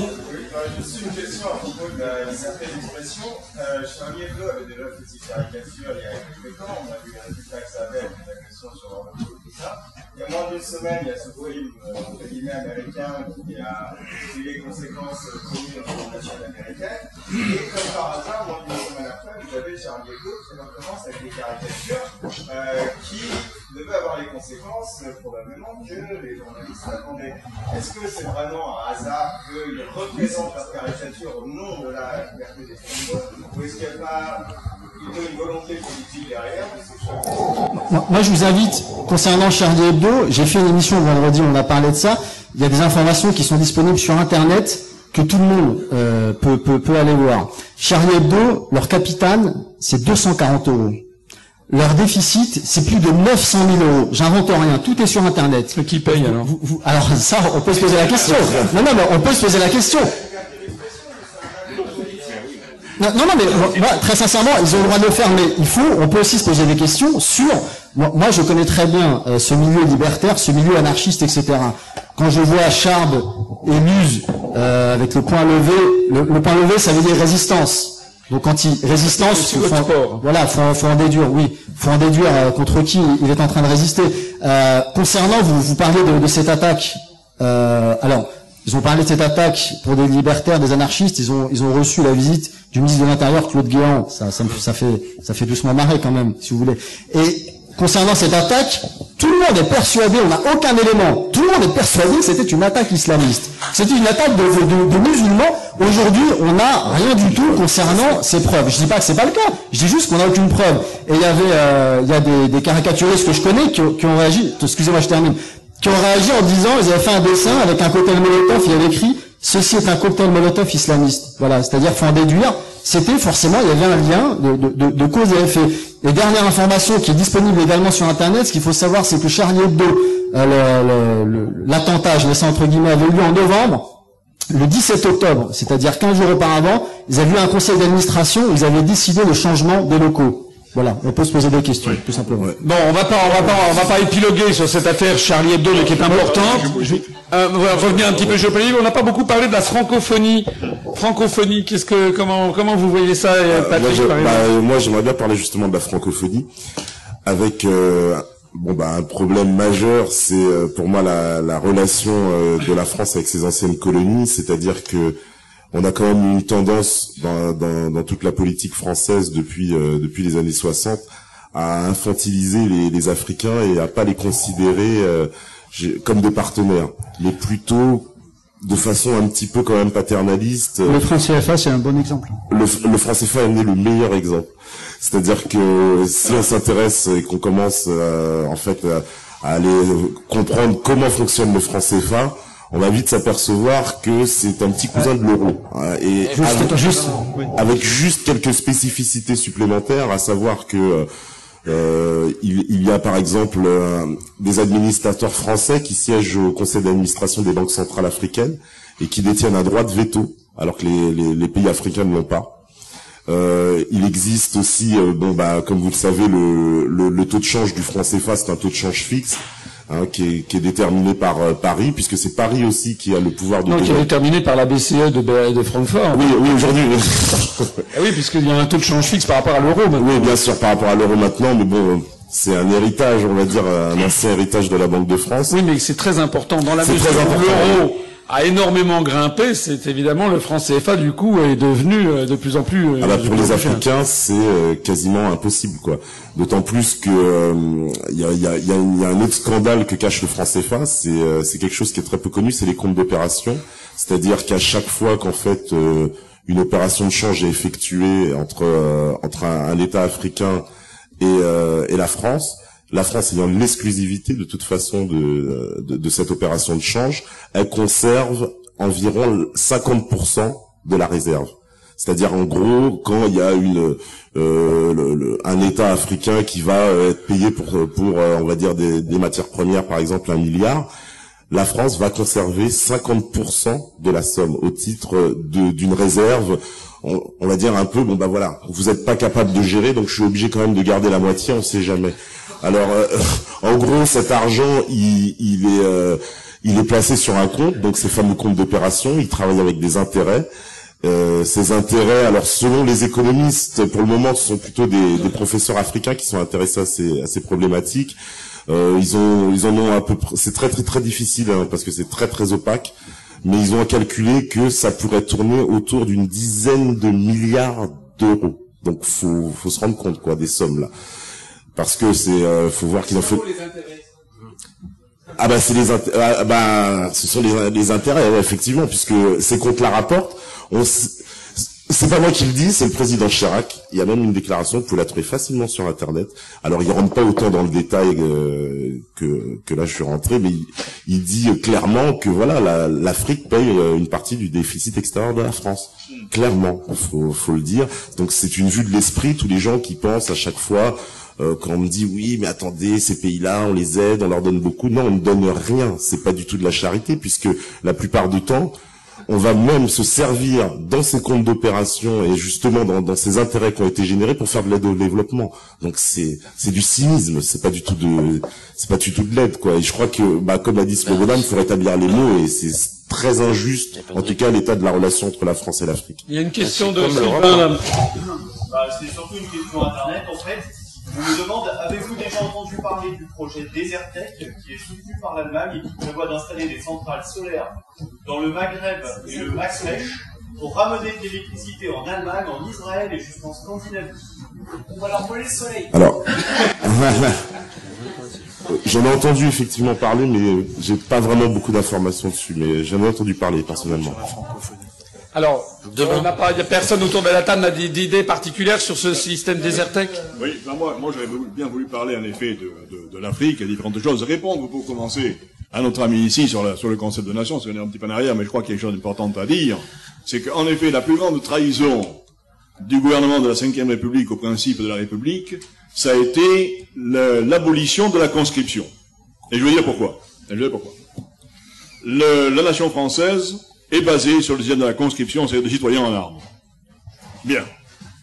Et en 90, quand nous avons vu la guerre du Golfe, il y avait des réactions tout à fait différentes en Angleterre et en France au fait que nos armées françaises et britanniques étaient engagées aux côtés de l'OTAN et à côté d'une guerre d'agression contre l'Irak.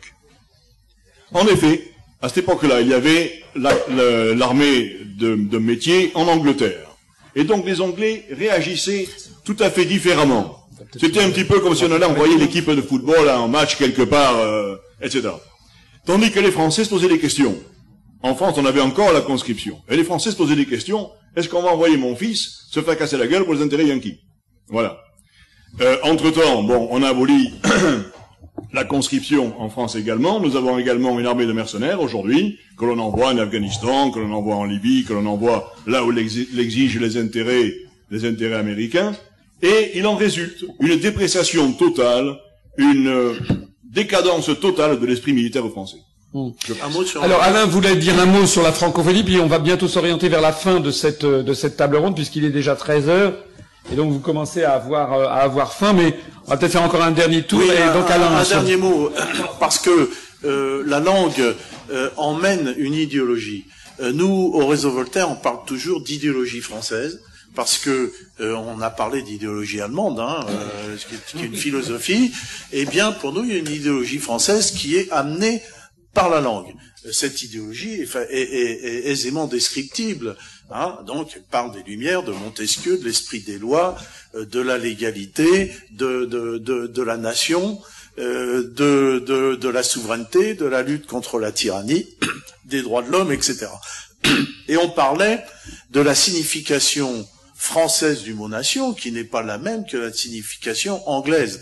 Donc, nous, en amenant la langue française, on doit amener l'idéologie française, et cette idéologie française est la pire ennemie de l'idéologie anglo-saxonne et impérialiste. C'est la pire ennemie. Il n'y a pas pire que ça. Et c'est pour ça que ce que dit Éric, peut-être qu'un jour, in fine, moi je pense aussi ce qu'il dit, c'est que in fine, le dernier ennemi de l'empire anglo-saxon, ce sera peut-être nous. On a été le premier aussi, d'ailleurs. Oui. Ça remonte à loin. Mais je suis 1000 fois d'accord avec ce que vous venez de dire, Alain. Par exemple, vous savez que le mot laïcité en français n'a pas de vraie traduction dans les autres langues européennes. En allemand, on va dire religionlos, ce qui n'est pas exactement la même chose. Le mot de laïcité a quelque chose de très spécifiquement français. Et puis nous véhiculons Ça véhicule c'est une Weltanschauung, disent les Allemands, une vision du monde. Les mots que nous utilisons ne sont pas neutres. Je faisais cette remarque une fois en disant, par exemple, il ne peut pas y avoir de constitution européenne. C'est un oxymore, parce que une constitution, en anglais, il n'y a pas de constitution en Angleterre. Ils ne savent pas ce que c'est, historiquement. De telle sorte d'ailleurs que lorsqu'il y avait eu le débat sur la constitution européenne en Angleterre, il y avait des gens qui avaient demandé au Premier ministre britannique, mais c'est quoi une constitution européenne, puisque nous n'avons pas de constitution, et le Premier ministre Anthony Blair, dit Tony pour les agences de communication, Anthony Blair avait répondu mais nous, pour nous, c'est un mot. Ce mot de constitution européenne a été adopté pour faire plaisir aux Français, mais pour nous, ça n'est qu'un traité international de plus. C'est très très important. Et en allemand, la constitution, ça se disait die Europäische Verfassung, ça vient du mot fassen, qui veut dire ligoter, avec le préfixe ver, ver, qui veut dire pour toujours. Ils disent aussi der Grundgesetz, de la loi fondamentale. Pour les Allemands, une constitution, c'est un texte absolument gravé dans le marbre. Le lien éternel, ça veut dire, die Verfassung. Alors que pour les Français, ça vient du latin cum statuere, c'est-à-dire se réunir ensemble. Se réunir ensemble pour définir quelque chose. Ça a donc en français un côté solennel, mais un côté, il suffit de se réunir pour en changer. C'est d'ailleurs la raison pour laquelle les Français sont les champions du monde du nombre de constitutions. Depuis 1791, on en a fait des dizaines, parce que pour nous, c'est quelque chose de solennel, mais que l'on peut changer à volonté. D'ailleurs, Chirac, pendant les 12 ans où il a été président de la République, a fait changer 8 fois la Constitution française. Alors que pour les Allemands, changer la Verfassung de la Bundesrepublik, c'est absolument impossible. Et j'en parlais tout à l'heure d'ailleurs avec l'édition du tribunal de l'arrêt du tribunal de Karlsruhe de 2009. Et die Europäische Verfassung, c'est quelque chose pour eux qui devait être quelque chose d'extrêmement important. Donc nous n'avons pas les mêmes visions de ce que c'est sur les mêmes mots dès le départ. Il ne peut pas y avoir de constitution européenne en réalité. Hein, oui, à propos de la francophonie, justement, je voulais reprendre parce que je pense que c'est très important que on essaie parfois de nous faire croire que la défense de la langue française ou de la francophonie, c'est évidemment ringard, c'est nationaliste, c'est même néocolonial, etc.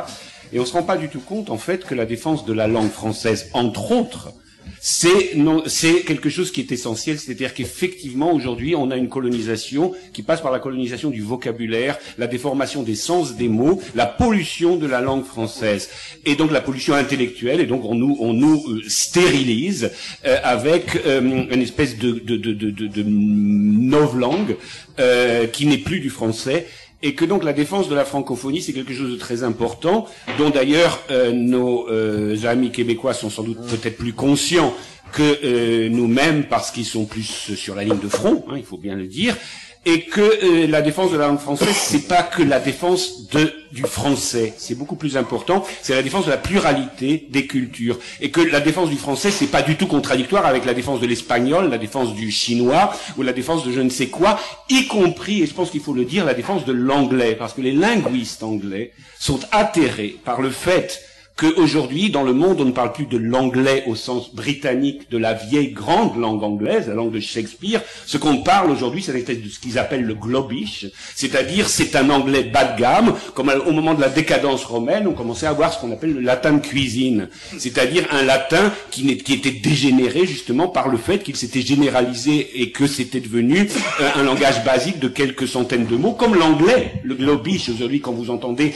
les parlementaires européens à la buvette discuter entre eux, ils se comprennent en 500 mots parce que chacun d'entre eux connaît à peu près 500 mots d'anglais, et en plus ils donnent à ces mots d'anglais des sens qu'ils croient comprendre à partir du français, à partir de l'allemand, à partir de l'anglais, à partir du portugais, à partir du roumain, à partir du polonais, et en fait ils ne se comprennent pas du tout.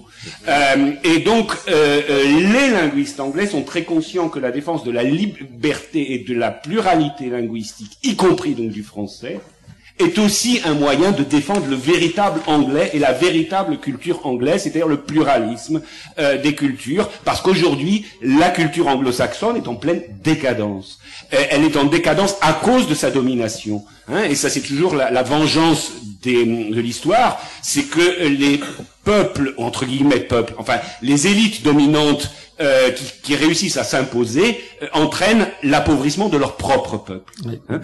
Hubris est suivi de némésis. Voilà. Et donc, si nous défendons aujourd'hui le français, c'est pas pour défendre le précaré d'une vieille France archaïque et de je sais pas encore de quoi on nous présente, c'est pour défendre la diversité culturelle qui nécessite la défense de la diversité culturelle de toutes les langues et de tous les peuples et de toutes les traditions culturelles, y compris de l'anglais. Je propose qu'on termine sur cette belle parole de Bruno, qu'on termine cette table ronde. Merci d'être venu, puis on se retrouve maintenant pour le déjeuner. Merci beaucoup et merci à tous nos invités.